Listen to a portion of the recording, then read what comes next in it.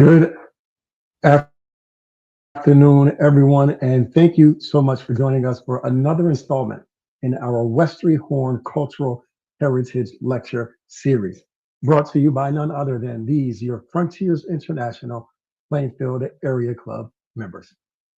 I am Safir Jenkins, president of this club, and it is a privilege, ladies and gentlemen, to have you join us today for this vital community conversation. At the Frontiers, our guiding principle is advancement through service. For we believe that by reaching back and sharing our history, we provide the fuel for our youth to move forward beyond the constraints that society so readily thrusts upon them. And today's lecture is no different in the pursuit of fulfilling that great mission, as this lecture is an extension of that mission, an invitation for all of us to learn, to grow, and to reflect. But before we begin, I want to remind our viewers that this program and our annual scholarship awards for Plainfield's graduating seniors is made possible by your generosity. If you are moved by today's presentation or any of the other work that you have seen come out of Frontiers International Plainfield Area Club, I encourage you to please consider investing in a student's future. You can donate right now at bit.ly/Plainfield Frontiers Donate. That URL again is bit.ly/Plainfield Frontiers Donate. Or you can simply mail a check made payable to Frontiers International Plainfield and mail that to P.O. Box 428, Plainfield, New Jersey, 07060. We are a 501c3 organization, and every dollar goes toward empowering the next generation of leaders. Well, ladies and gentlemen, without any further belaborment, I want to take this opportunity to introduce you to our distinguished guest, for it is my distinct honor to do so. Anita Arnold is a historian, an author, a corporate pioneer, and a fierce advocate for the arts.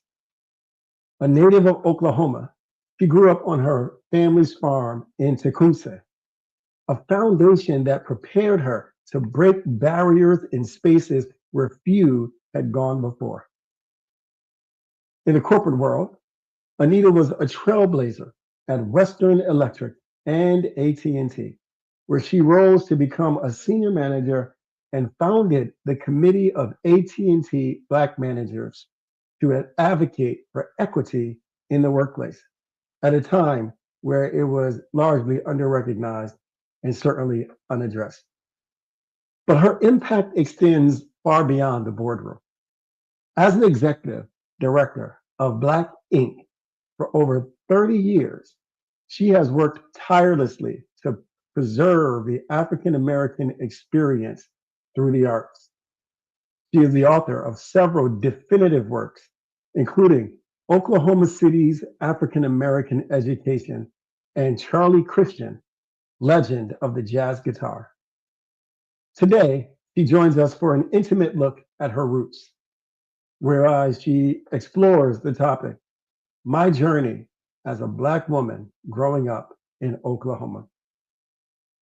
Anita, welcome to the Frontiers International Plainfield Area Club, Westry-Horne Cultural Heritage Lecture Series. We are glad to have you with us and are so grateful that you agreed to do this lecture. Thank you. It's my pleasure to be here. And I'm so honored and pleased that you've selected me to appear and talk about my journey. And it's been quite the journey. Um, I growing would up, certainly imagine so. And I'm so grateful that you've come, and the honor is ours, trust me. But you can certainly proceed with that preemptive remark, really about growing up and the origins from which you've come. Yes, I grew up on the farm in rural Oklahoma. Tecumseh, Oklahoma is the name of the next town that was of any consequence where I grew up. Uh, Mhm. I was mostly influenced by my grandparents back during that time when I was about 11 years old. I thought I was forever going to be suffering from calluses on my hands from working so hard on the farm. Uh, I really wanted no parts of the farm, but my grandfather, who was a strong advocate of education, only went to the fifth grade because in his time, and he was born in the late 1800s, uh, it was commonplace for um, African Americans, as we know ourselves today, to be an agricultural society. Uh, I grew up really concerned that I would be stuck for life right there. Little did I realize that my journey was going to be so wonderful, so full of opportunities to serve others and to not only let my little light shine, but shine the light on those who had little lights to shine too. I learned that throughout my um, careers in corporate America and as an entrepreneur, uh, having owned my own real estate company, my own property management company, and sold a lot of properties to people back on the East Coast from whence I had left to come back home uh, in the mid '80s. Uh, Little did I know that my journey would take me to five of the seven continents, that I was to be a world traveler, to meet famous people. I never would have thought it. Um, Growing up, going to school in a two-room school, elementary school.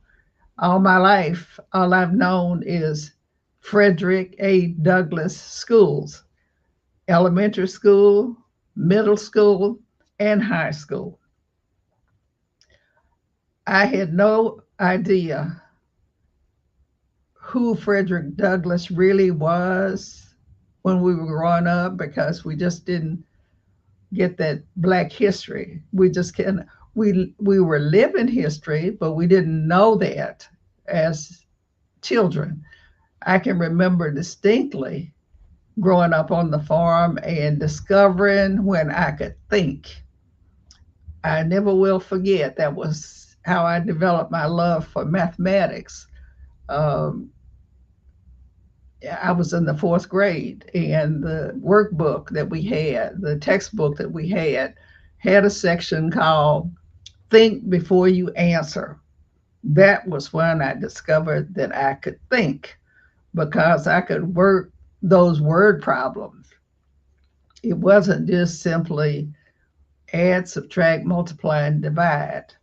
You know, you were introduced to some elements of geometry, some elements of algebra and trigonometry. And so by the time I moved from the farm, which was um, when I was age 13, my grandmother and grandfather, you know, thought they were going to be wealthy. They owned a lot of land, but the land kept disappearing because of harsh policies by the state and city, and that included having highways cut through his farmland. He had 120 acres to begin with, And by the time he died, it was down to 40 acres.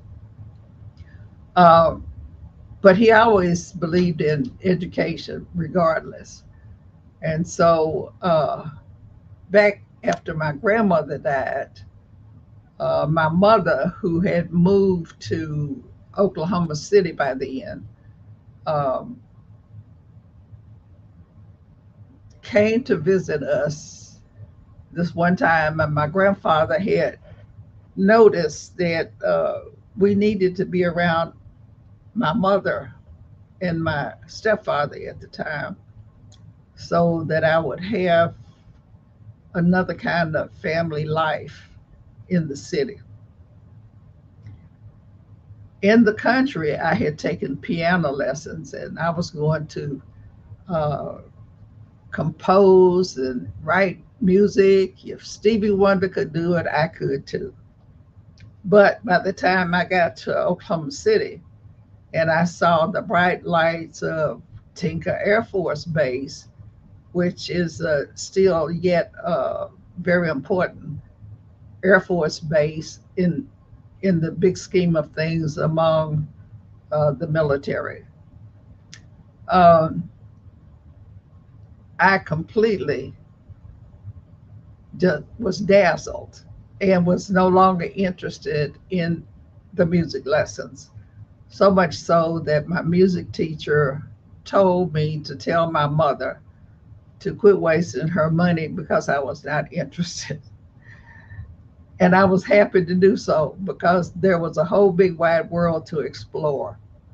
Uh, Fast forward to having graduated from Frederick A. Douglass High School in Oklahoma City uh, with honors. I was on the National Honors Roll, and I went from there to Howard University, and that was my first big trip. I had made small trips from uh, Oklahoma City to Kansas City because that's where my dad was. He was in the military for a long time during World War II and was honorably discharged and went to work for the Postal Service, the U.S. Postal Service in Kansas City.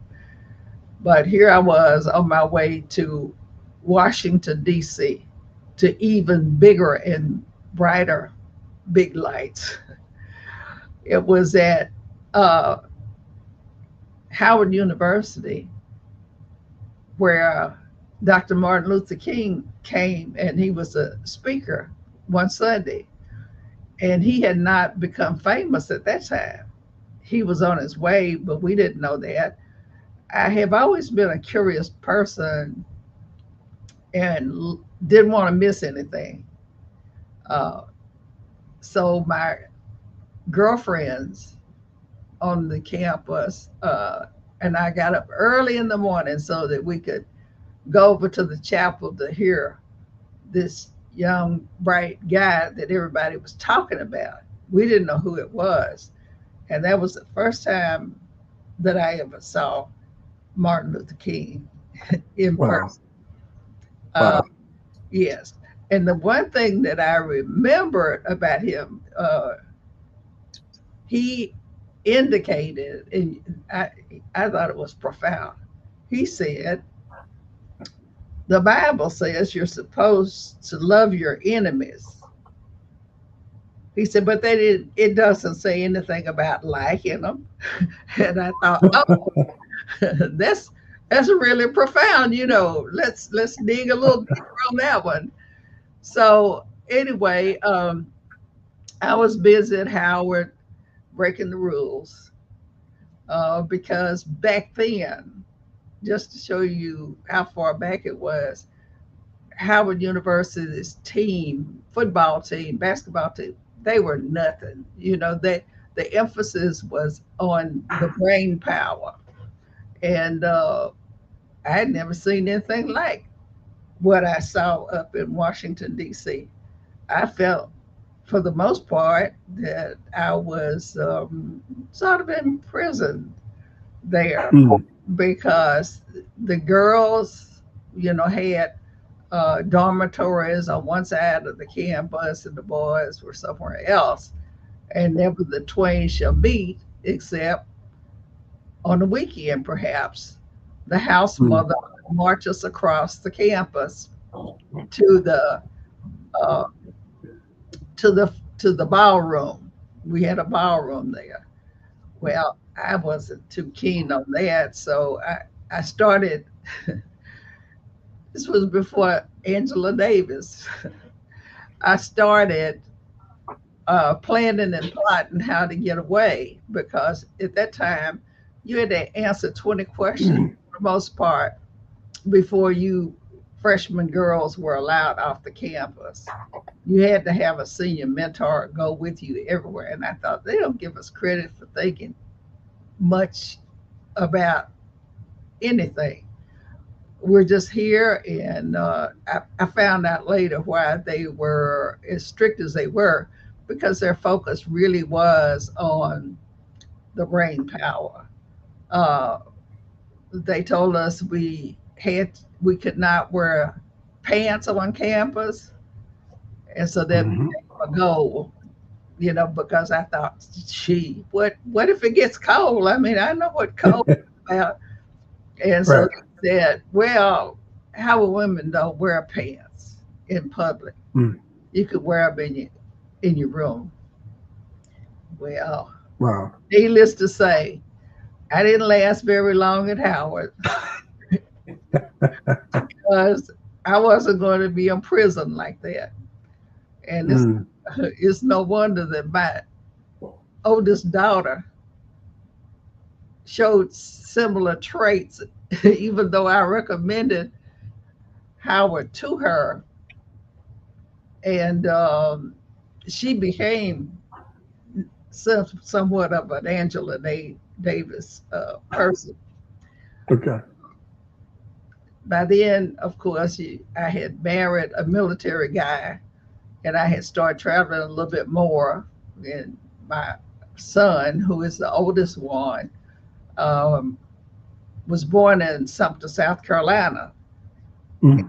and we lived right around the corner from James Clyburn and his family. Well, we were just going with the flow. I mean, that's the way life was taking us. And then Right. after my son was born down there in South Carolina, I didn't want any more parts of South Carolina because the weather was so hot, you know. Uh, Right. that's the only time I remember in my life that I cried about the weather. Fast Wow. forward back to Oklahoma. My husband was discharged from the military, and we started our home here, and that's how the journey started in the Bell system and those places. But as you can see, and as you probably know, we're walking in history every day. We just don't Yeah. realize that it's history. Um, Indeed. and And actually, if we could, I want to make sure that we touch on a few of the aspects that you've already broached in your discussion thus far. First of all, it must have been incredible uh, meeting Dr. King at Howard at the time that you did, especially with the profound insights he shared about how loving our neighbor should drive our intentions, but the ability to assign liking that neighbor is still entirely yours. So I think that's pretty phenomenal. But as you touched on growing up uh, on your family's farm in Tecumseh, yes, how did that early connection to the land and this close knit family structure shape your sense of identity as a Black woman? well, my grandfather was really my role model Mhm. because back then there was definitely that separation between black and white, Right. and but he was well respected. I mean, he believed in the vote, and I don't care if he was out there farming, he would come up to the house put on his Sunday go meeting clothes and always go vote. And all the politicians used to get in their automobiles, climb that gravel road to sit down and ask him what he stood for. So if they were not in favor of higher education and education for the youth, they knew that they would be defeated at the polls. And so that was Right. kind of my first little introduction to politics a little bit, because he Okay. was highly respected. And one of the town, in fact, my grandfather and his oldest son built the church that we attended. Mhm.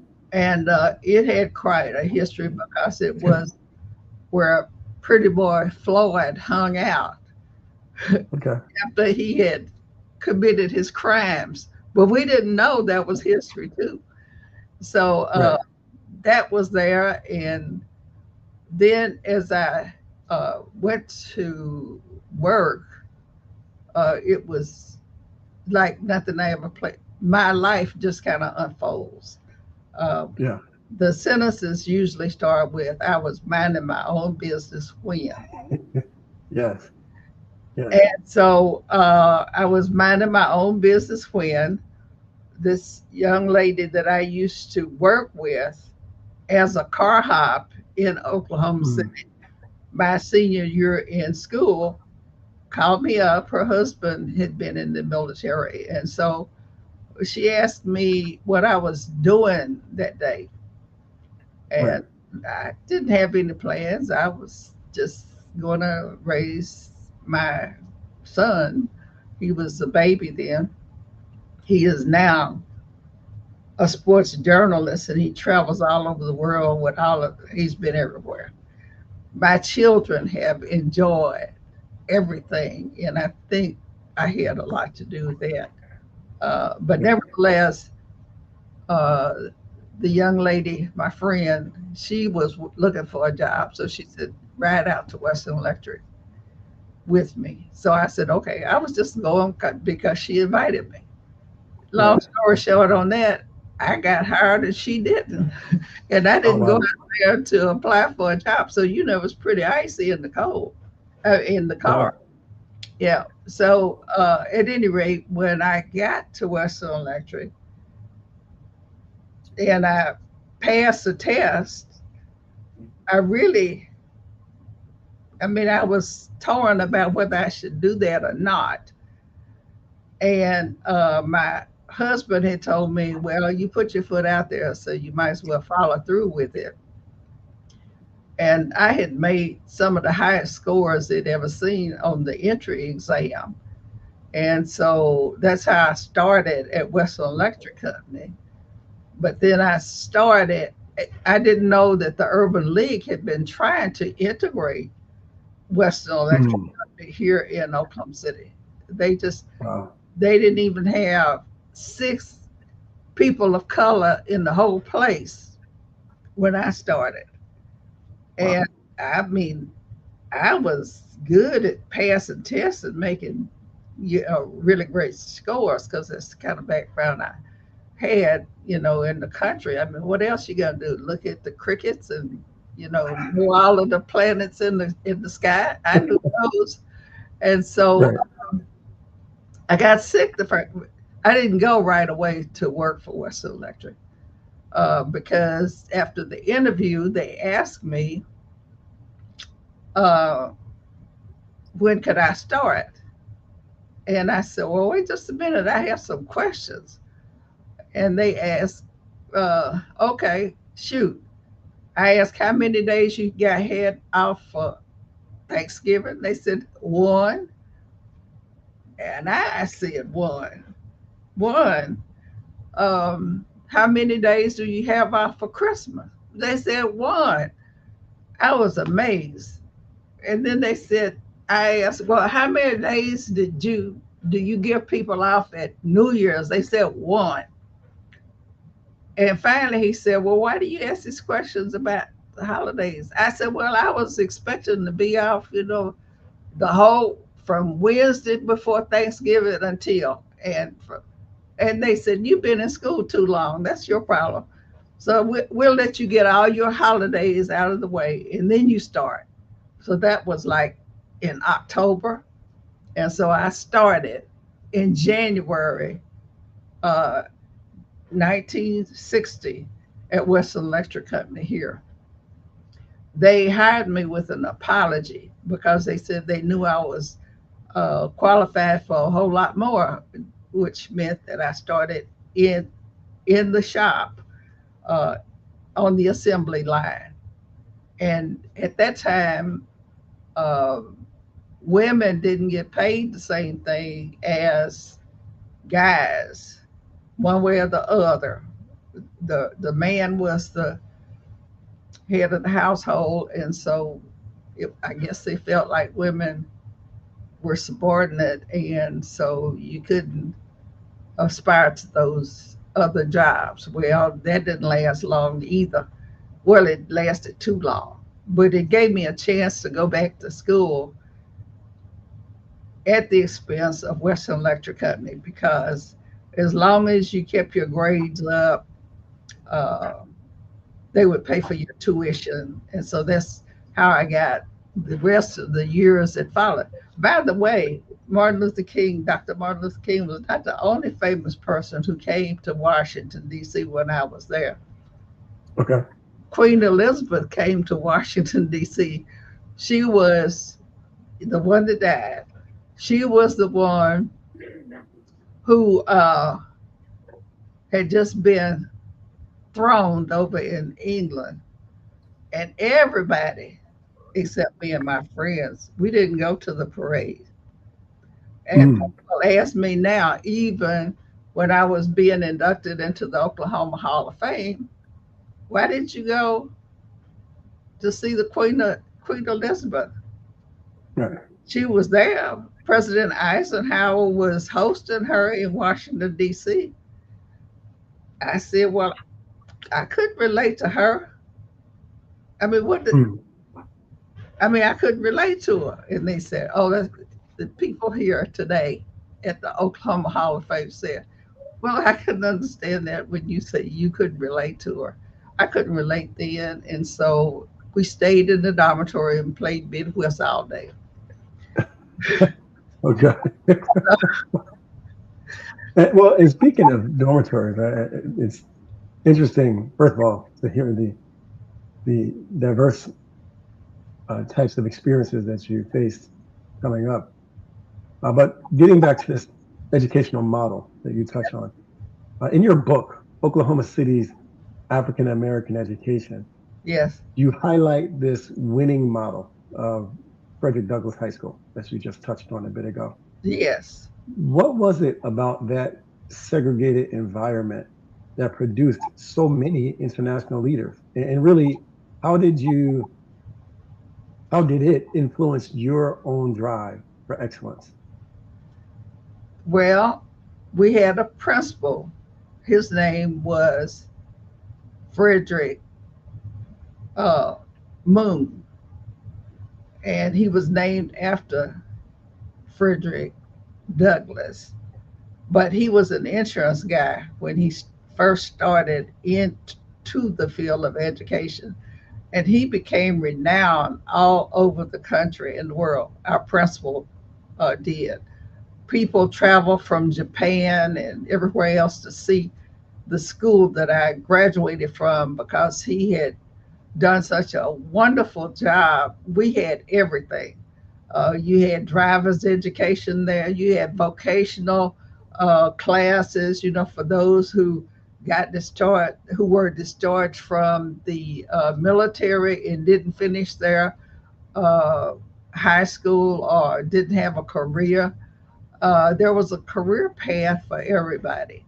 Uh, we had folk who were in home economics. You took things like cosmetology, and some people went into their own businesses coming out of there.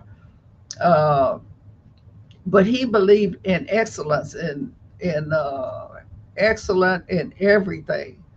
Uh, the first little book I wrote was a Black History book when I was in high school. the we did have a Negro history course. We were Negroes once upon a time. Uh, so the one of the coaches taught the Negro history class, and he said to me once, "I want you to write this little book." I asked, "What kind of book?" And so he said, Negro history book. I said, "I don't know how to write a book." So I had the beginnings of writing right there in high school because the school was self contained. You had a printing shop. I mean, I knew how to I could take photography and go in the dark room and develop films and come on out and turn in the award winning photo. I knew how to use the dark room and how those processes work. And as a matter of fact, I think one of the pictures in the education book that's distributed nationally and internationally, uh, one of the photos that I took is in that book. And I want you to know, I wrote in the homecoming parade as Miss Photography. So I had Yes. all those, but I mean those skills and those experiences, were preparing me. I didn't know. I mean, I was just going through life doing what I was doing. But Right. the principal was a role model. I mean, he was known. In fact, under I think it must have been Eisenhower, Mm. he became known as they started the first principal of the year contest, Got it. among educators, and he should have gotten it, but he didn't.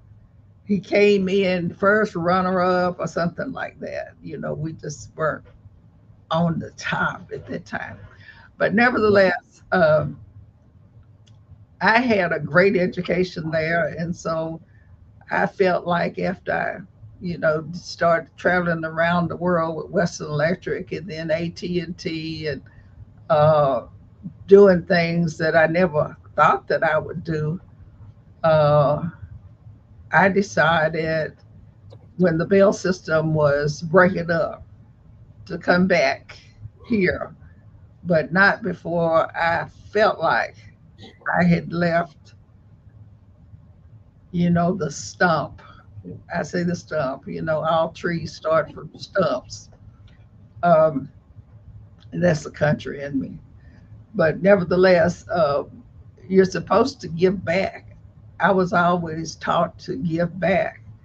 And so people here in Oklahoma ask me, why did I leave what I was doing in Washington, D.C., which I thought everybody should know their Black history. And it was a conversation between John Pryor and myself. Uh, John Brinkley knew John Pryor, who's deceased now. But I was amazed that African Americans on the East Coast did not know their Black history.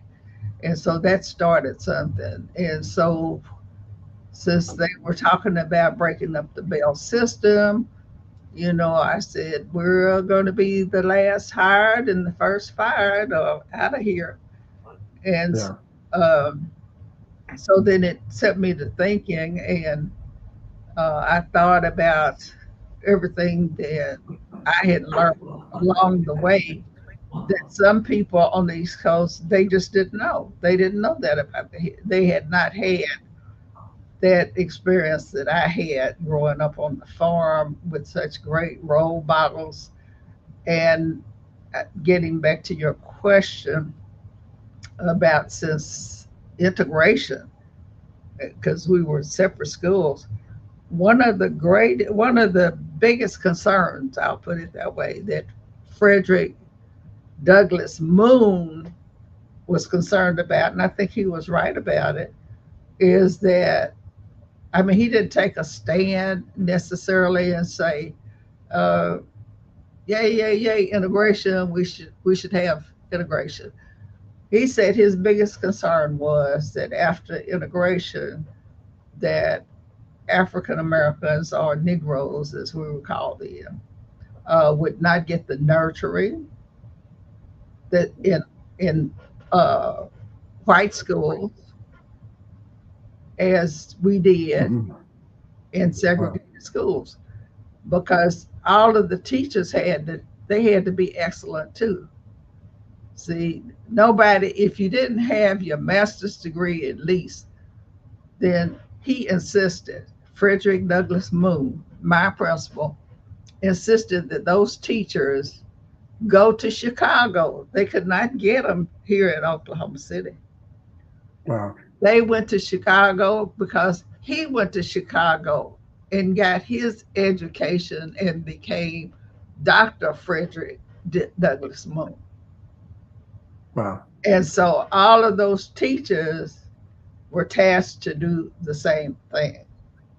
And they were held accountable for That our is. future. He prepared us in all kinds of ways. And so that was how I was brought up.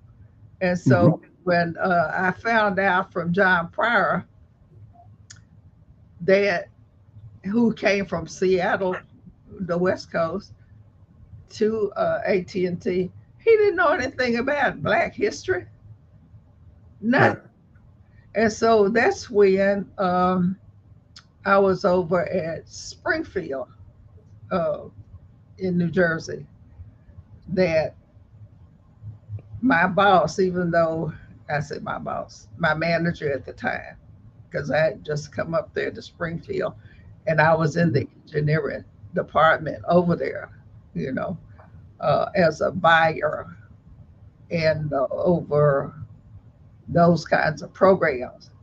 Um, my boss, even though we didn't get along that well, because he was just, he didn't have the confidence and he wasn't necessarily reaching out to push uh, me or anybody else, into upper management.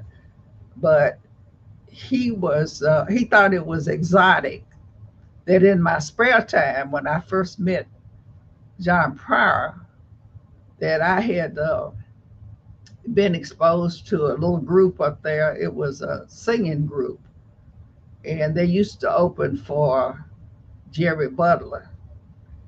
And so I met this little group because I was introduced to the leader of the band uh, by one of the Springfield Western Electric employees. I was staying at this motel until I could buy my house, which I found very frustrating because houses in New Jersey were, they were selling like popcorn. You couldn't think it over, you couldn't mull it over, you had to make a decision. So, at any rate, Greg had welcomed me. I was waiting on my change to come back. That's really what it was because I had dinner in the restaurant and I didn't even know there was a little club over next door. Well, uh, the guy who was head leader of the band, he always played the piano over there. So the waitress didn't bring my change back. I wasn't intending to tip her the whole thing. It was just, so she didn't come back. So I jumped up and ran through the door to see if I could find her on the other side. And Right. was it was behind the bar. And I discovered this bar in there. I didn't even know the bar was there. All I knew was getting on the highway and going down to Route 22, you know, Yeah. to um to the job down there in Plainfield. So Mm. that's when I started managing a band. I managed a band while I was there, and Wow. it was called Together Forever. And he Huh. was really good. He could really play, but that's when I discovered it wasn't a good idea to be a band manager, even Mm. though I managed it for a while and got them some really nice engagements, Right. where they were performing over there up around Teaneck, New Jersey, and those parts of New Jersey. But they didn't know how to get to work on time, and Uh, they always had an excuse, and I wasn't accepting any excuses. And I told them I was going to quit managing them. That was it. But every right. time I would walk in a place, if they saw me, they would say, "Our managers just walked in the door." And I said, "Do you not understand the King's English? I'm not your manager. I already told you." Oh my goodness. They didn't think I should be upset. They said, "Stevie Wonder." I said, "You are not a Stevie Wonder." Right. Right. So Oh my goodness. anyway, that had me running down to Washington, D.C. from New Jersey while I was there in New Jersey doing these other things. But it also gave me the opportunity to teach a little Black history, to folk who didn't know their history. And so John Mm. Pryor and I got to be really good friends, even though Pryor was suffering from don't let two Black folk talk to each other because they must be up to something. And Oh. he did that at staff meetings, and I would say, "You might as well give up." I told him, "You might as well give up because you're gonna lose this one." So then, Right. since Max, the guy that my boss that I didn't like because he wasn't that secure, he had turned my name in to be recognized over in New York City. And I didn't know anything about that. It was the Harlem YMCA that was doing all of this big stuff, and they were looking for Black achievers in industry. That was what they were doing. And I took John over there with me to show him just a little bit of Black history and what it was like. And so that was when Andrew Young had joined up with Martin Luther King, and he was the speaker for the evening. And John got all Mhm. excited, and he forgot he forgot that we were supposed to be talking to each other because we might be up to something. So we had lots of adventure over there in New York City, you know, Right. uh, and meeting other people in industry, from Johnson and Johnson, for example, and all of that. So then, as that became something that we looked forward to, that Bill, we met Bill Holiday after it looked like Black folk would be shut out of the bail system because we were the last ones to get in there and to climb the corporate ladder, Mhm. even though there were plenty of African Americans who were qualified to go up that ladder. They just weren't going. So that became the challenge too, to open these doors. And then Yeah. we really did have a few little problems then because things happened, and exciting things started to happen. We started those talks with upper management, because we could see when the system was going to break up. And that's when john John Pryor and I went to the engagement that Bill Holiday was doing over in New York on Staten Island. And Mhm. so it didn't go the way we thought. We had recruited Bill because he was such an outgoing person, and he was good at marketing and selling the idea and all that. So we had to call him in and said, "Now look here, we have to walk together on this thing. You can't just jump over there and get the results you're looking for." So he was one of the early ones, that started the conversation, which ended up being, the AT&T employees organization that opened the doors for so many other people. Uh, Wow. we had those first conferences, and I insisted that we have it at Baskin Ridge because that was the big prize right there. You know, they had Mm. everything in Baskin Ridge, all the drop down screens, all that. And so this was going to be just a conversation among Black folks. And that's how this turned out to be. And so uh, as we were talking, let's see, Barbara Schoon, she was the only other woman at first that was part of that committee. So there were just two of us, and Barbara Schoon was really good. She recorded all the meeting minutes and everything of the meetings. We met after work because we didn't want it said that we were doing these things on company time and not doing your job. So we took the time out and we started out with this little committee of 7 people. And we would determine to leave our mark and that we would not be left out. And so that was the Well, first big conference that we had over at Baskin Ridge. And we were just gonna have it, a conversation among Black people. And by then we had met Dick Dennis, who was over at the Bell Labs. He had started over there, and then he came into uh, to the bigger picture. Uh, right. he and Ed Anderson, we tried to get Ed to come first. Ed's deceased now. They're all three deceased now. But Ed didn't want to come because Ed was kind of conservative. He didn't want any make any waves.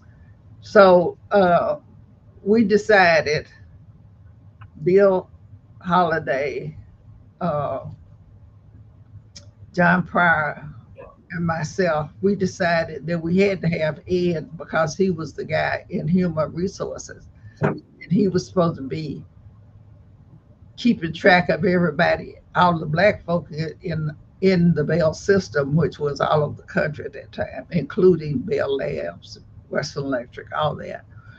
And so Ed didn't want to do it. We had a meeting with him. So I said to John, I said, well, I can make him an offer he cannot refuse.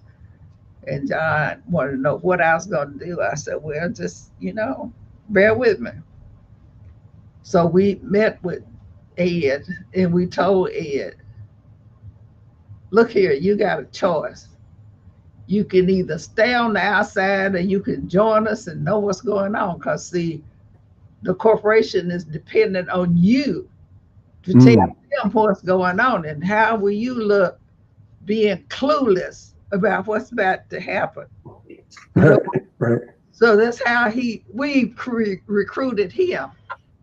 That was, he was living over there in Jersey City, I believe, is where and he Okay. didn't drive, and I had to pick him up at the train station and take him to all our meetings and all that.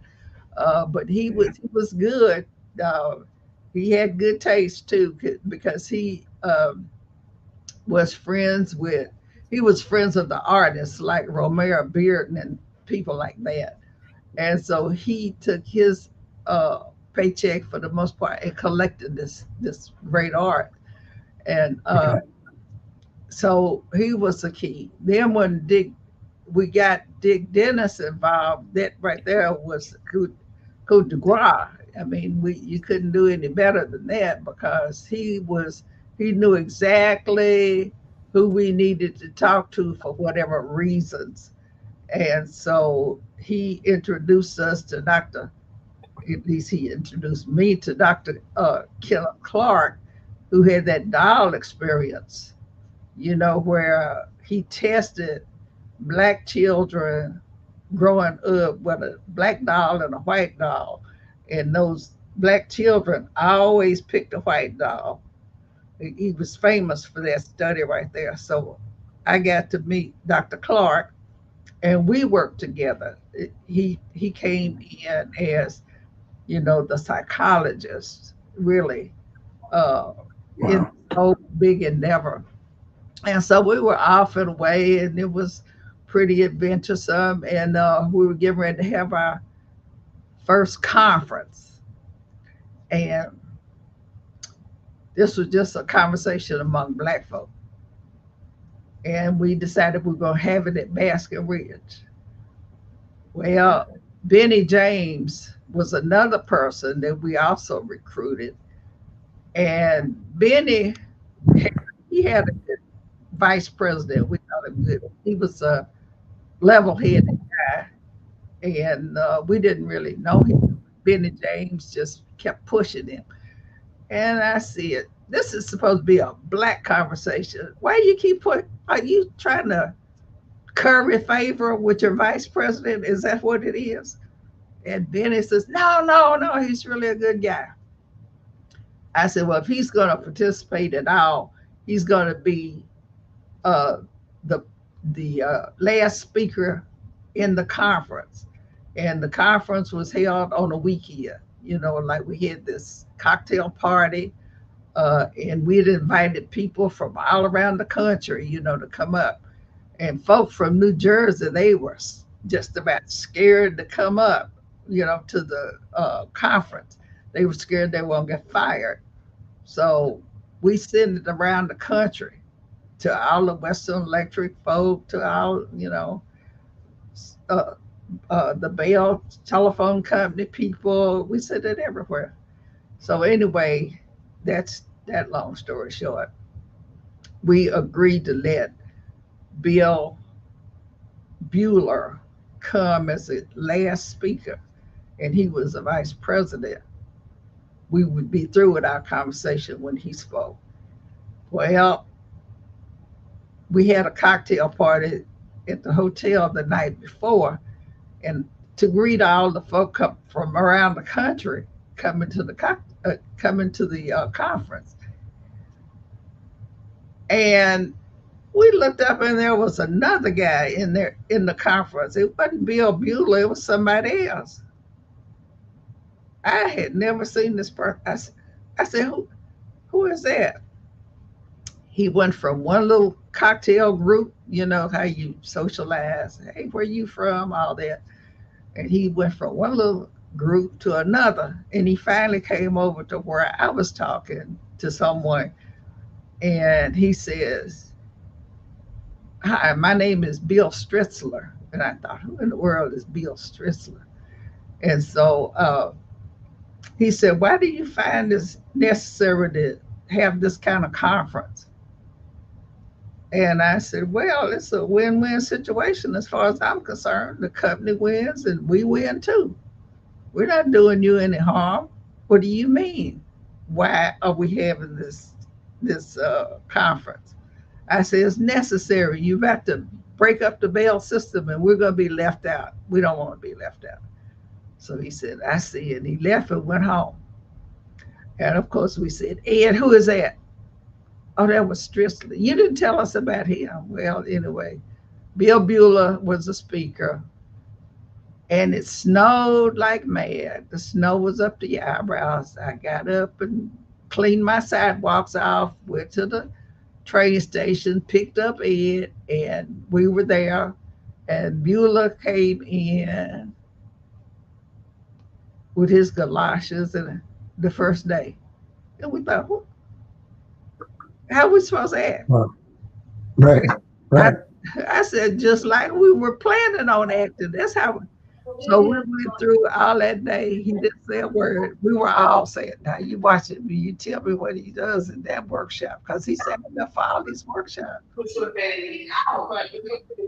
So, Wow.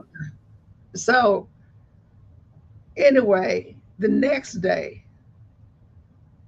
the folk from New York, they were so scared this was the last day of the conference. They just thought everybody's gonna get fired.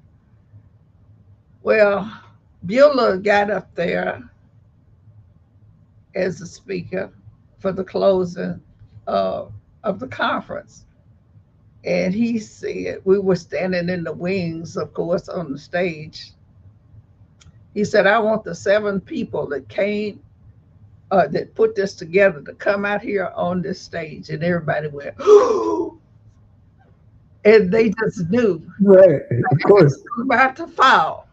Well, he said, I want these 7 people on behalf of the senior officers and Charlie Brown, who was the CEO of the Bell System at the time. I want you to come out here on the stage.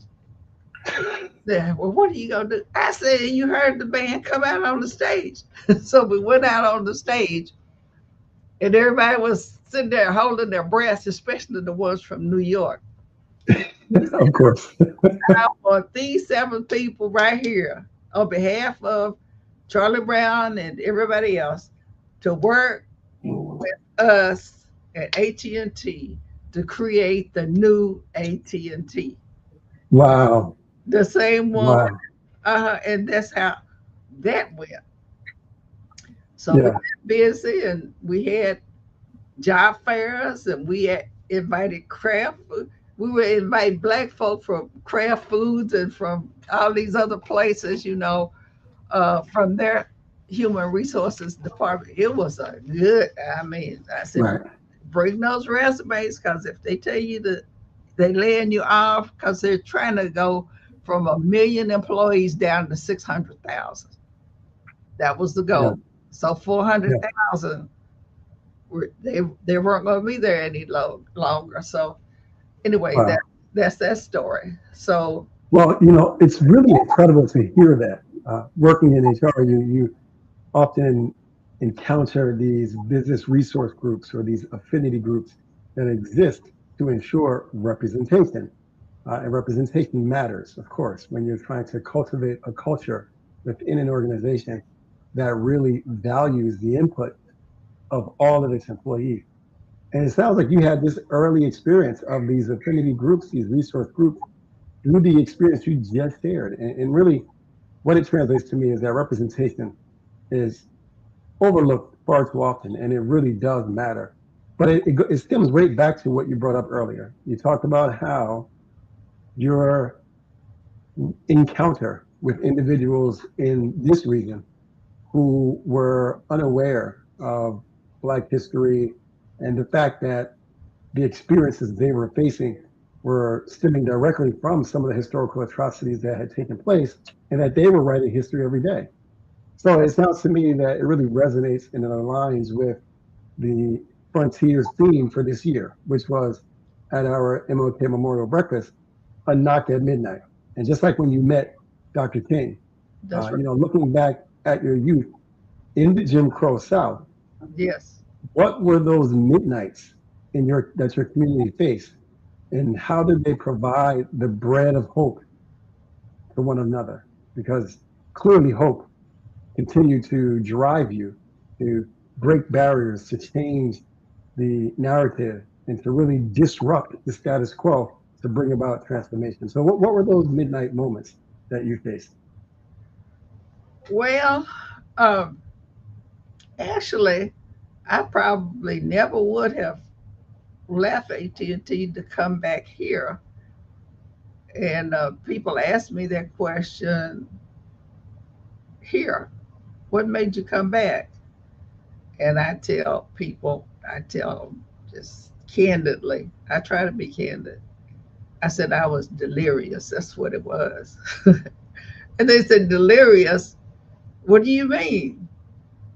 I said, I was watching a movie, and it was about Juan Perón down there in Argentina. And he was really, quite the person, but he was a pedophile, see? And so his wife, later his wife, Eva Perón, she felt like she owed something to Argentina. So she just invaded his privacy while he was, serving the people. And when he came home, she was there instead of the little girl. that he was fooling around with. And I thought, I've got to go back and share what I learned up here with people in Oklahoma. That's why I say I was delirious. So I thought I knew my native Oklahoma. Wrong. I am sitting in the most conservative state in the union. They're the reddest of the rednecks, if they don't mind telling you that this is redneck country. They'll tell you that. I thought, well, what have I gotten myself into? Well, I had come back here also because two of my three children I'd already fulfilled what I promised to them. I live on promises now. I don't turn those loose. I promised my children if they went to college and did what they did to become successful, they would not graduate with a bunch of debt hanging around their necks. And I said, that means you have to make A's or B's. I said, I frown on C's, and you have to figure out for yourself about D's and F's that you might bring home. And so they kept their promise, and I kept my promise to them. And so Yeah. uh, I'm proud of my children. That's the family. Even though my husband and I were divorced, I Hmm. told them I just didn't believe in putting children in the middle of disagreements that husbands and wives might have. I said, because as long as you live, you're the daddy, I'm the mama. So Right. it was a sane divorce. So Yeah. that gave me a chance because by then I left Western Electric because I had gone up into engineering as computer support. Thanks to Hmm. the Bell system, they paid for every bit of it because I put the same standards on my kids as I did, the job. They paid for the A's and B's and they Yeah. frowned on C's, so I just passed it on. So Yeah. they passed it on to their children. So I have two grandchildren. My older granddaughters that live in Memphis, Tennessee. That's where they live now. Nobody lives here in my family but me, my immediate family Hmm. elsewhere. But those were presidential scholars under President Barack Obama. They Wow. they were straight A students through high Yeah. school and college. And so I'm just trying to discover the greatness in everybody because it's there. I Right. know it's there by now, but I didn't think like that then. Hmm. Being here in the reddest state in the union has taught me a lot in terms of sticking and staying and applying what you know. And there'll be people who will steal your ideas Hmm. if it's a good idea. I've had that experience too. I said, well, I guess you think that's the end of thinking and creativity and greatness. Well, I believe that you have these gifts, everybody, and that you can be the shining light on the hill and Absolutely. open doors for other people. I've told Yeah. people, don't get stuck to that seat. Move so somebody else can get in it. Move to Yeah. the And, next level. and it's essential if we're really to cultivate this continuity. That's right. And and I think that your ability to translate that impact from the boardroom to the break room back to the home front, it has been incredible. And really, you're now known as this entity who is breaking barriers in corporate America because you were, in fact, the corporate pioneer. Really, you were a first in many spaces at Western Electric. and AT&T. And when you walk into those rooms where no one looked like you, just like you said, you're in Oklahoma. Yeah. What Oklahoma values did you carry with you to maintain that confidence? Because it had to have been required in order to overcome the standards of the day. Well, actually, um, I, it gets all the way back to, family values and how you were brought up. And when I say brought up, that includes a whole community. You hear it said often that it takes a village, and it does. You hear it from politicians like Kamala Harris, like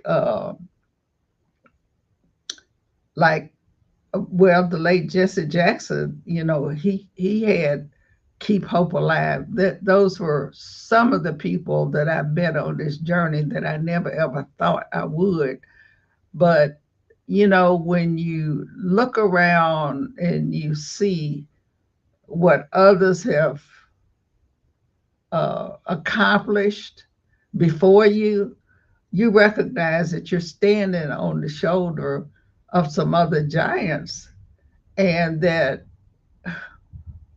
empathy is really not an option. They didn't go through what they went through for you to sit Yeah, down on it and become yeah, selfish. yeah. Selfless is what it's all about. Selflessness. Yes, it is. It, Yes, it is. And it, that tells me that you had a keen understanding that it's not enough to go at it alone. It's not enough to make it alone, right? that's And so that is something that I know that you've instilled in your children as well as in the communities that you serve. So you founded the committee of AT&T Black Managers. You demonstrated the power of organizing in doing so. What sparked the realization that individual success was not enough and that systemic policy change was required in order to protect these Black employees? yeah. Well, you have to come to grips with the spiritual part of you, and you understand at some point in time, you don't reach it like right away. You're just walking and you're just talking, and you're find yourself in South Africa with Coretta Scott King. You find yourself with Jesse Jackson when he was wearing muscle shirts, and they say things, and some things stick with you, and then that inside spiritual part of you kicks in. That's the most important part right there. And the Yeah, other one is, if you get that spiritual balance in your life, uh, then you recognize that you're not, it's not about you. It's just not about you. And I'll tell yeah, you a couple of instances when I really realized that. Charlie Christian, I wrote the book on the music too, Oklahoma City's Music, Deep Deuce and Beyond. And both of those books are sold internationally. Uh, but Charlie Christian went to Frederick A. Douglass High School. He did, but it was long before my time. Charlie Christian had a curious mind. And my mind, I've always been curious. And as long as it didn't hurt me and I wasn't hurting somebody, then I'm subject to get on that path. But Charlie Christian came from a musical family, and they were here, in the early part of the 19th century. He was born in 1916, and his his curious mind led him to put the microphone down in the hole of the guitar and just pluck the strings. And what he noticed was the length of the vibration on each one of those strings. Nobody else had done that before. He enjoyed what he discovered, and he was in the band, and he was at the Chicago World Fair when Duke Ellington heard Wow. Miss Zelia N. Page Bro, who was a musical genius herself. She was the teacher. Yeah.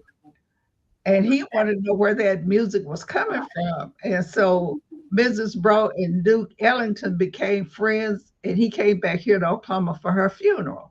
But Charlie Christian was credited for having invented the electric guitar. He did not. He just learned how to play it and play it well at, Yeah. at the age of 16. Wow. And Wow. his father died. He had a blindness. They weren't he wasn't really even born in Oklahoma City or Oklahoma. He was born in Bonham, Texas, and his family moved him here when he was Right. 3 years old because he knew he was going to die.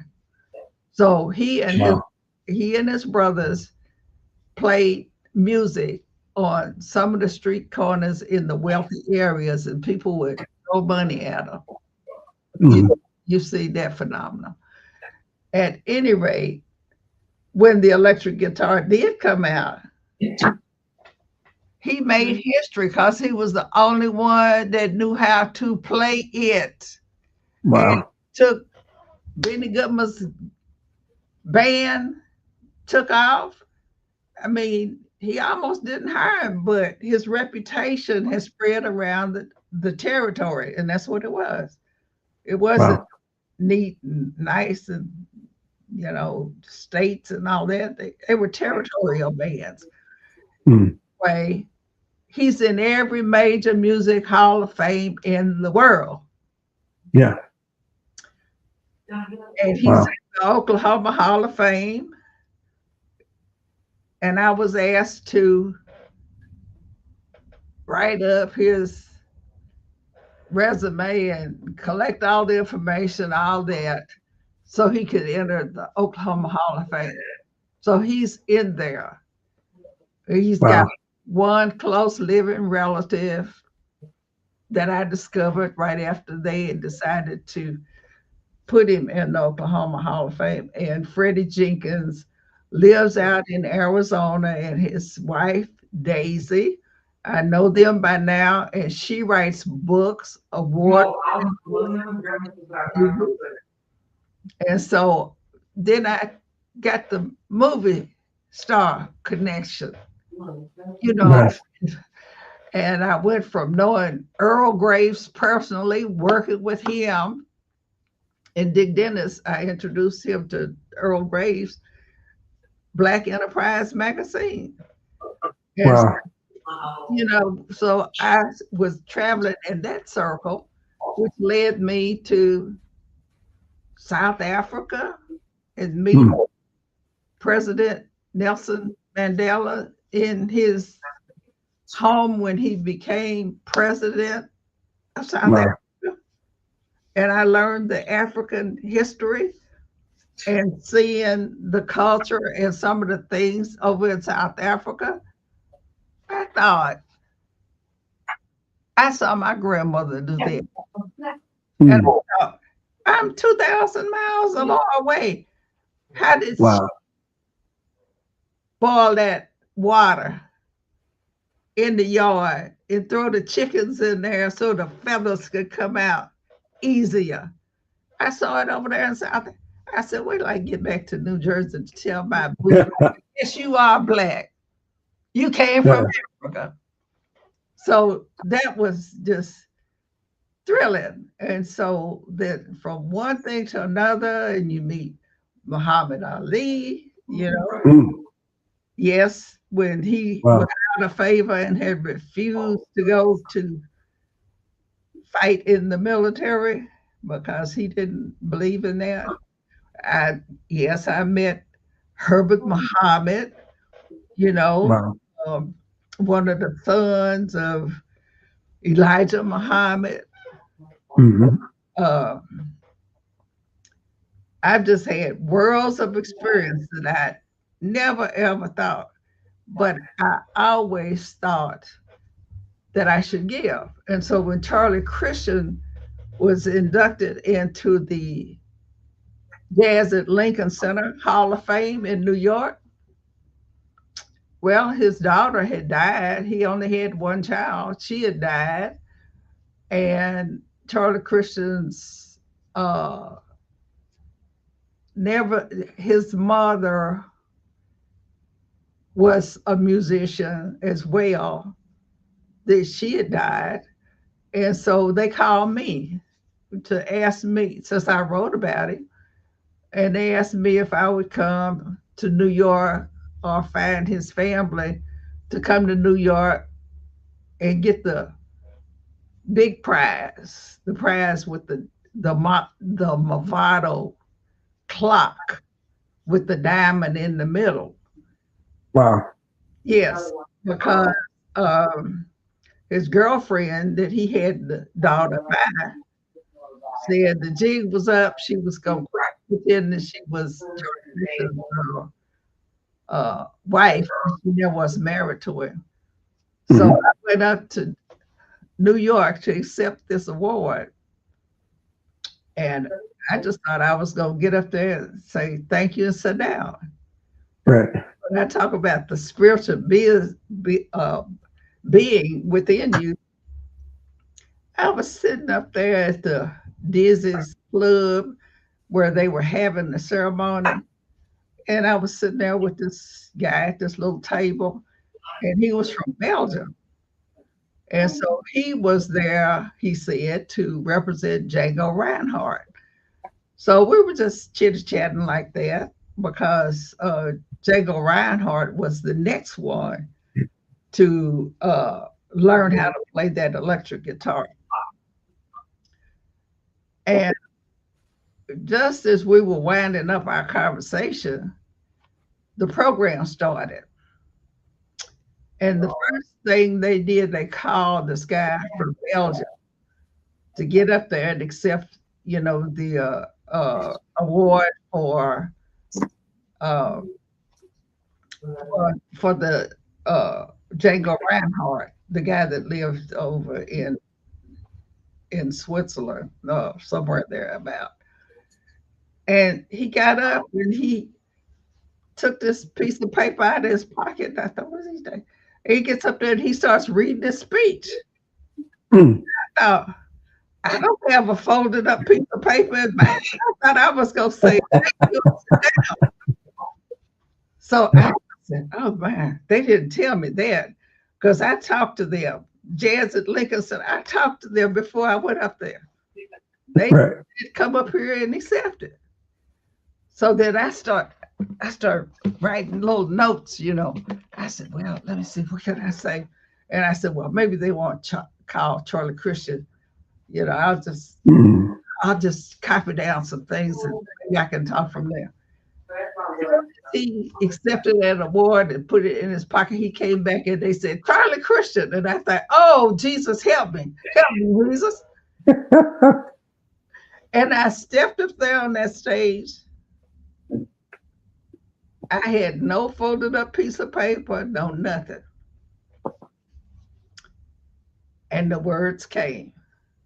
Wow. I started with a question. How many of you know which way you're going in life Mm. and how you're going to get there? Make your contribution to society and then lay down and die at the age of 26. Most people, they have not made up their mind which way to go. I said, yet this man has done this. And I went on with this little speech.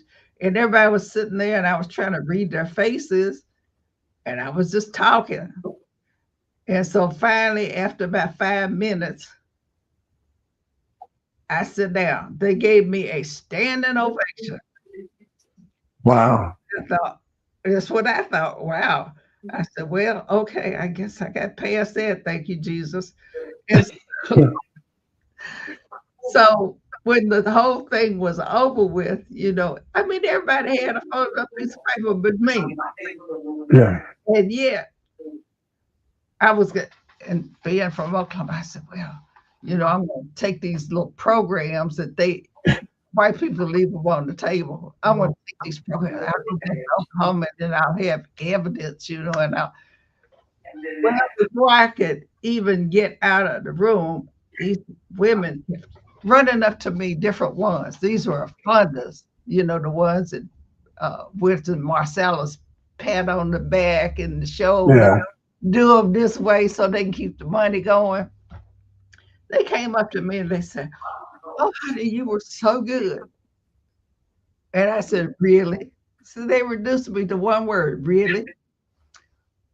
They said, "Yes, you could tell those that were prepared and those that were not." And I said, "Really?" Right. They said, "You were prepared, weren't you?" I said, "Not really." So anyway, then you must belong to the Speakers Bureau. No, I do not. And they went down trying to explain how I said what I said. Yeah. I just I just said what I said, what came to me. It wasn't that I was prepared because I sure was not. And so they started talking about coming to Oklahoma to the Charlie Christian Festival. They said, so he's all over everywhere. And he went to Frederick Douglass High School. He didn't graduate. He died because he had to go to work with his brothers to make music, and that's what they did, was stood on the street corners and would toss coins at them. And Wow. so I said, well, and so then after I got back, about 2 weeks after I got back, I was on the front page of the New Yorker. Wow. I was the only one as a Christian being inducted, into. So it's been a beautiful journey, a real journey. And Yeah, that is. I did look when you called last week. I mean, let me see, uh, a week or so ago, and we were supposed to have this. I was busy writing a grant, Oh, wow. Okay. and this grant was from the National Basketball Association in New York. Mm. It started out again. I was minding my own business when Yes. this little email popped up in my inbox a couple of years ago and said, "Hi, this is the NBA. Your name was given to us, and Wow. we want to invite you to apply for an NBA grant Wow. to help these young people, and this is where the need is now, Mm-hmm. Yep. to get on grade point average level. Wow. Juniors and seniors, right this minute, in Oklahoma, are performing. They are reading and writing and performing at the third and fourth grade level. Wow. Wow. The NBA, Yeah. I didn't even know they had a foundation and they were giving out these kind of grants. Right. Right. I mean, that is a profound opportunity, and to know that you're pursuing that, you're still this this proponent for change, this engine for change and transformation is really encouraging because the work that you have produced has been so incredible and certainly will continue to open doors for others who would otherwise be shut out. And one other way that you do this really is through the other pillar of preserving cultural heritage. That's Your correct. organization, Black Incorporated, the mission of memory is what I would call that. So as executive director of Black Inc., you spent over 30 years elevating Black arts. My question to you is why is it so vital for the total community to be exposed to the African American culture rather than just the Black community? And I think it's incredibly important that that messaging be conveyed appropriately because our awareness and engagement with each other's cultures can have a profound impact. So that's my question for you now, and I'm just curious where you will go with this. Well, look, I came back here and I have this to say about my state, and I don't necessarily mean it in any kind of way, except it's just a statement of fact for me that I observe that there are a lot of bright young people that I see and meet around here, but we're at the bottom. We're 50 out of 50 and below, if you can get below, based on the politics and what has happened here. And so, Black America, in Oklahoma particularly, we're so far behind. I call it the school of hard knocks, where if you conquer this battle here, you'll fly anywhere you go. Anything else will be easy to you. And I found that not all things come easy to you or for you. Sometimes you have to um, do the things while you're trying to help others that will still land you in spots that you didn't hadn't anticipated. I never anticipated on being in the Oklahoma Hall of Fame. That's the state's highest honor. And when they called me up, I'm going to tell you how speechless I was. They called me up one day and said, I mean, I wasn't thinking about them. And they said, "This is Anita." I said, "Yes." They said, "What's your address? You're being inducted into the Oklahoma Hall of Fame." And I said, "Who is this?" They said, "The Oklahoma Hall of Fame." I said, "What Hall of Fame?" They said, "The Oklahoma Hall." They said, "What's your address?" They caught me off so guard I could not remember my address, and I've been coming to this address for the last 30 years. And they said, "Is everything all right?" I said, "Yeah." Right. They said, "Are you sure everything's okay?" I said, "Yeah." They said, "What's your address?"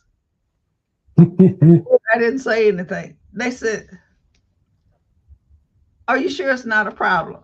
I said, "You have to understand that you have stunned me, you've shocked me, you've surprised me, and now I can't think of my address." They laughed. Oh, They laughed so hard. They said, "We like to catch them like this." I was definitely caught off guard, and that's amazing.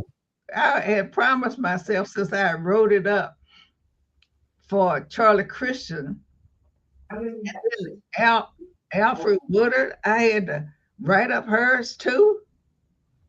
I said, "I'll never do this again." And here they were telling me I was going to be in it with Charlie Christian, Alfred Woodard, and those others who had achieved, greatly in their careers. Yeah. That was Wow. that was surprising. And I'll tell you something else that's really surprising. Like, I pushed Charlie Christian, and I'm gonna say this right quick, and I'm gonna tell you this little story about knowing that he's in every major music hall of fame in the world. But I have a friend who, has a health problem now. And I realized some time ago that, if you lose your health, you may not regain it. So Right. it's best to go ahead on and lose the wealth if that's what it comes down to. And you can regain your wealth, if you've got the wherewithal to get it. But I found that most young people today, they don't know the how in achieving what they're looking to achieve, and so they fail, and it's because of the lack of the how.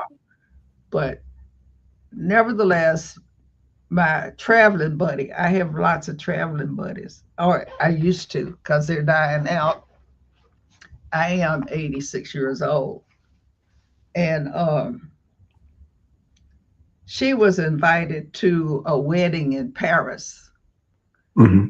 And so she called me up and she said, "Well, buddy, you want to go to Paris? And we'll just have a great time over there." So I said, "Well, yeah, why not?" So we fly to Paris, and in going there, I marveled, about the architecture and, the Eiffel Tower, all that. And so I really enjoyed myself. And so then it was time to come back to Oklahoma. Yeah. And I looked at the map and I thought, oh, Madrid's not very far from here. Why don't we just hop on a plane and hop on over to Madrid? So when I said, okay, let's go, she was following the leader. And so we got on the plane, we got to Madrid, and hardly anybody spoke English over there. And yet we decided we would go this one day over to the king's palace to see how the king lived in Spain. And so um, they had told us, don't drink the water over there, drink bottled water and things like that. But nevertheless, we were there, and I thought we were nearing the hotel. We were not. I mean, like I had been to Madrid before, right? I said, let's hop off. There's a grocery store over there. We'll get some water for the room. And one said, okay, she's following the leader. We get off the bus and, just, I know the hotel's right around the corner. Wrong. The hotel was not right around the corner. We got the water and we were walking. And we were walking. And this was summertime. And we were between these tall buildings, great big buildings that, oh boy, you'd have thought they were museums or something. They were so big. But I didn't see any signs, and we didn't see any cabs. No, Right. but not just walking down the street. And she said, "Are you sure we're going in the right direction?"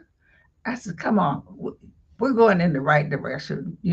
I know the bus went on. We got off to get the water, but we'll be there." And we walked and we walked. We didn't see anybody on the street. We didn't see any cabs. We didn't see any signs, nothing. Then we passed this little building, right, small building, right in the middle of all of these tall buildings. And just as we were going, I saw this picture of Charlie Christian in the window. And I thought, what? I'm over here in Spain and Charlie, what? Let's go in here. I forgot we were lost. I had to find out why that picture was in that window. And so we told him that we just got off the bus and we thought we knew the way to the hotel. We didn't. Right. So he said, "Oh, you're on the campus of the University of Madrid, and that's a music book that they use over there to teach Charlie Christian music." Wow. So Wow. in every major music hall of fame in the world, and Yeah. they teach his music at the college and university level. It's too complicated for just playing in the Wow. band at school.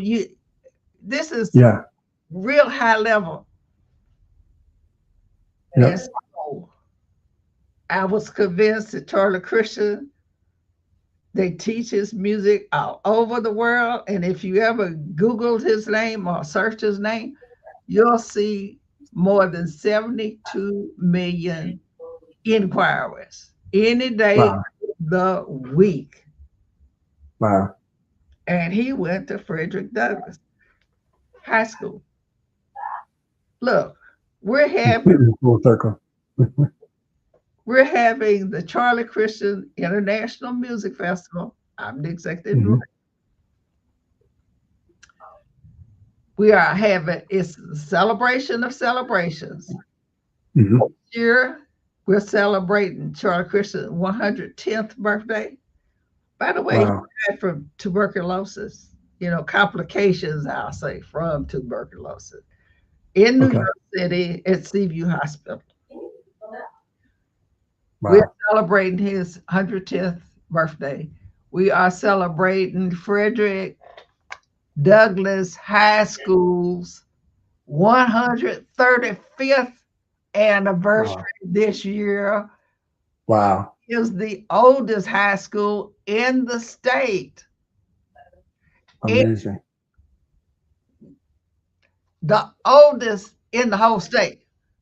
That's the high Yeah. school That. I went to. That's high school Charlie Christian went to. Wow. We're Wow. also That is amazing. we're also celebrating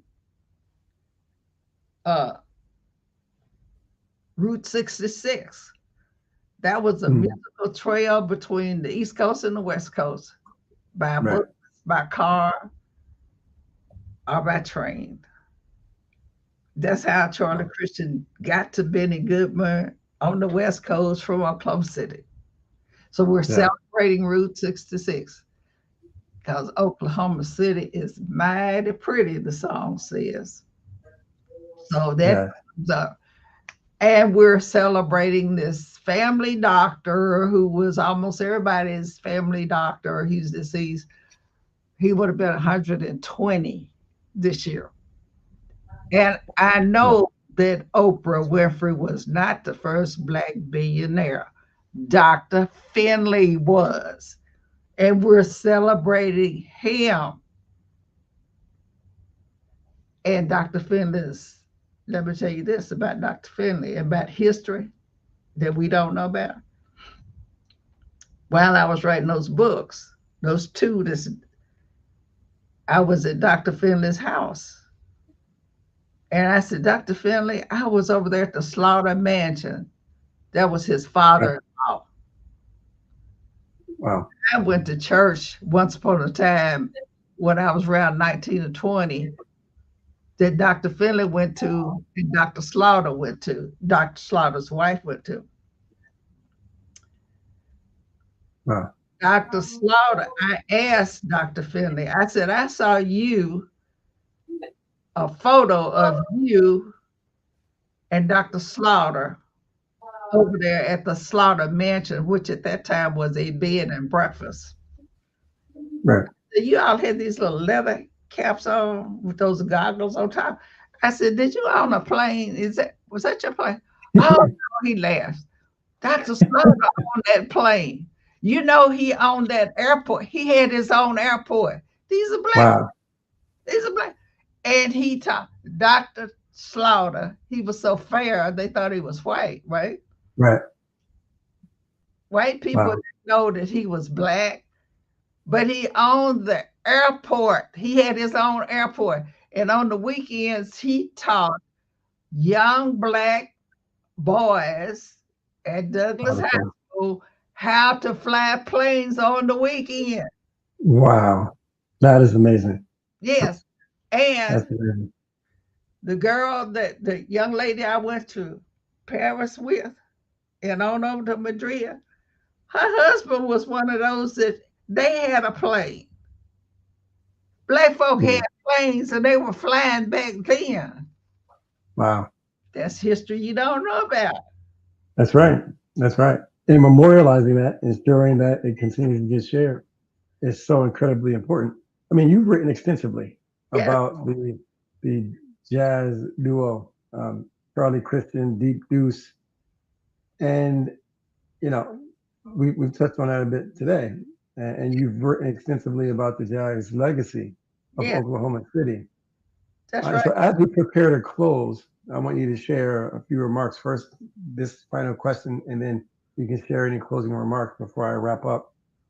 Let me say, Why to you is it important for today's youth in Plainfield, Oklahoma City, and wherever else that they might be residing to know about legends like Charlie Christian and the Deep Deuce District? Why is that so important? And then following that answer, I ask and invite you to share any closing remarks, really because the legacy and the advice necessary for the next generation for advancement through service is essential. So I'll it, turn that over to you. it is, it truly is because I think that's part of our responsibility is to bring the history forward. If we don't, who will? It won't come out the way correctly. We'll put it that way, correctly. Somebody has to be the bearer, and it looks like it's me. So I'm not stepping away from it. I think it's that important.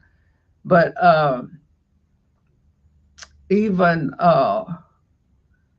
as I recall the 4 times that I went to Africa, and I saw us over there, and it behooves us to think beyond ourselves and to give back. We owe that.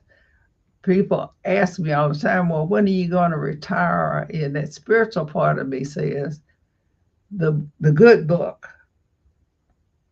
never said a thing about retiring. It didn't say that. I think it said something about you'll work the rest of your life. And I'm prepared to do that. And I'm prepared to give back. And I think we should all, deep down within us, recognize the responsibility that we owe if there is a future. And there is a future. Uh, but we have to embrace that. And despite the distractions, the political environment is a hot potato, and you can't be distracted by the noise. You have to stay the course. And so you have to find other ways. And you can find those ways, and sometimes you don't have to do anything except sit down and be quiet. And it Yeah. happens, you know, you will you will be rewarded, and you will be rewarded handsomely, and you will not have any regrets about I Mhm. shoulda, coulda, woulda. That doesn't count. Shoulda, coulda, woulda won't work. Now, Right. before I go any further, I want to thank the Alliance, the people who sent me surprise uh, Yeah. posters that reflect of our journey. And I've got two right here. And just so you know, futuristically, what I'm doing going forward, it's so important that you're sitting in what we're calling our art museum right now. And the Mhm. is right in here, right along with some other important history and paintings. But we have two museums. One is a history Okay. museum, and the other one is an art museum. And so Wow. we've got African artifacts, in our art museum. We've got paintings from others who went to Frederick Douglass School that are giants in, say, St. Paul, Minnesota, right across from Minneapolis, Minnesota. Yes, I've been up there too. Canada, Wow. all that, all of that. Uh, and we share, and the intent is to carry the history forward, Yes. carry those great accomplishments forward. Billy Taylor, who was the jazz master at the Kennedy Center, and we've been partners with the Kennedy Center for well over 30 years. Billy, Wow. Billy Taylor said to me, I'm going to tell you, Anita, I'm so glad you wrote those books. I said, why are you so happy about me right now?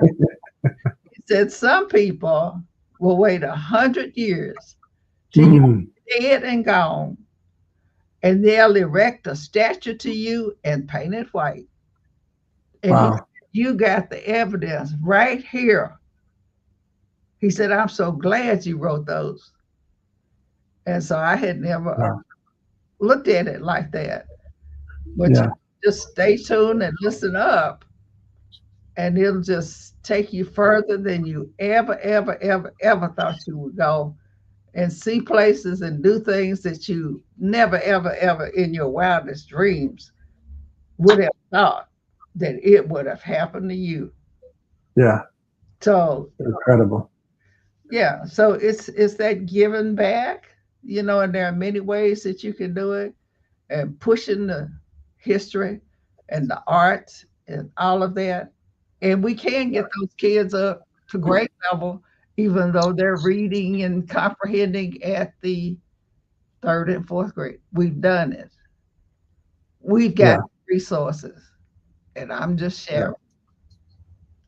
The resources and more importantly, the determination and the drive to never really give in to the idea that we're not enough. And I'm so grateful for your legacy that you're continuing to build each day, the examples that you have set for the generations that follow. Anita, thank you. I mean, your journey from a family farm in Oklahoma to the heights of corporate leadership and cultural preservation is truly a masterclass in resilience. You've shown us today that advancement through service, which is just like our motto, isn't merely a phrase that piques interest. Rather, it is a lifestyle that can yield transformation for generations. Your story reminds our young scholars and our community that our roots are the foundation of our future reach. So thank you again for joining us today, Anita, and we would love to have you back. So please stay tuned because we're going to be reaching out. Your story is far greater than the time that it was allowed on today to tell. So we want to make sure that we give it the space and the uh, platform it needs to be told. And I know there's more books coming out of you. But So. yes, as a matter of fact, how'd you guess? So right now, since the thunder is worldwide and everybody is thunderstruck, I'm gonna have to write about sports, black sportsmanship here. I mean, it's Okay. and cowboys. Cowboys are big right now. And Yeah. so my classmate at Douglas High School was the founder of the Black Cowboys of Rodeo, which Wow. toured and made tons of money all the way up till he died. Well, I definitely have to visit this Frederick Douglass High School.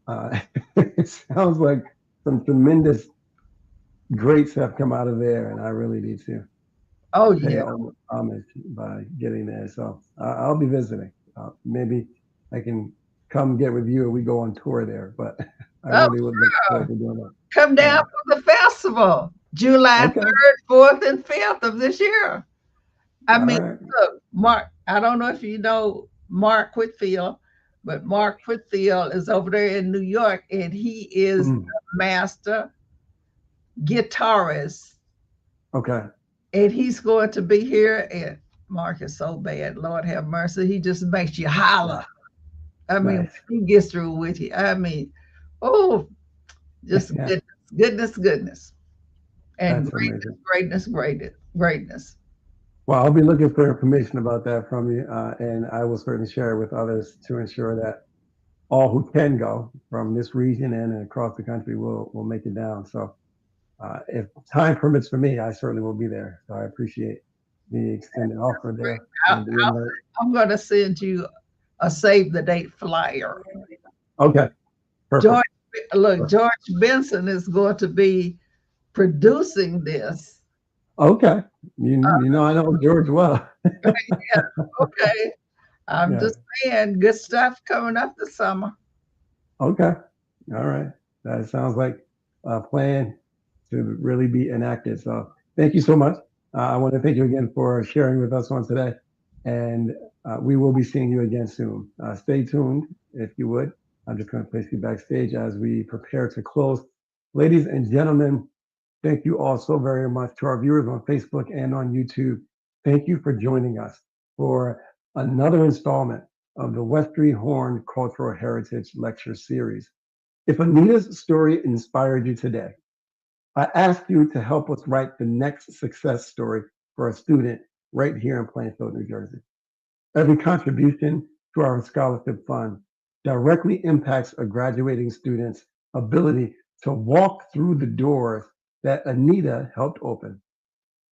Please visit bit.ly/Plainfield Frontiers donate right now to make a tax deductible gift. That URL again is bit.ly/Plainfield Frontiers donate.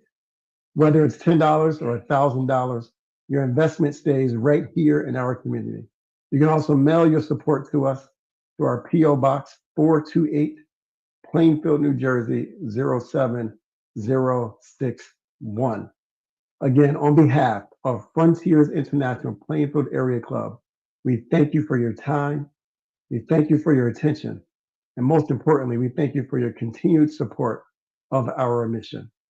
Stay tuned for our upcoming Advanced Gala, the second annual gala that we will be putting on, and more programs designed to empower and to educate. Again, I am Safir Jenkins. I wish you a safe and inspired afternoon. For here today, we are in fact adjourned. Peace.